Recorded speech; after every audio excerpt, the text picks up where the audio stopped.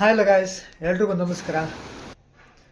ಸ್ನೇಹಿತರೆ, ಇವತ್ತು ನಾವು ಸ್ನೇಹಿತರೊಂದಿಗೆ ಸಾನಾಪುರ್ ಲೇಕ್ನ ನೋಡೋಕೆ ಹೋಗ್ತಾ ಇದ್ದೀವಿ. ಸ್ನೇಹಿತರೆ, ಈ ಒಂದು ಸಾನಾಪುರ್ ಲೇಕ್ ಎಲ್ಲಿ ಬರ್ತಪ್ಪ ಅಂದರೆ ಹಂಪಿಯಿಂದ ಕೆಲವೇ ಕಿಲೋಮೀಟರ್ ದೂರದಲ್ಲಿರ್ತಕ್ಕಂಥ ಸಾನಾಪುರ. ಸ್ನೇಹಿತರೆ, ಇಲ್ಲಿ ಏನಪ್ಪ ವಿಶೇಷತೆ ಅಂದರೆ ತುಂಗಭದ್ರಾ ಜಲಾಶಯದಿಂದ ಹೊರಬರುವ ನೀರಿದೆಯಲ್ಲ, ಅದು ಒಂದು ಹೊಳೆಯ ಮೂಲಕ ಹರಿಯುತ್ತೆ. ಸ್ನೇಹಿತರೆ, ಆ ಹೊಳೆಯ ಭಾಗದಲ್ಲೆಲ್ಲ ಈ ರೀತಿ ಸಣ್ಣ ಪುಟ್ಟ ದೊಡ್ಡ ಆಕಾರದಂಥ ಕಲ್ಲುಗಳು ಇದೆ.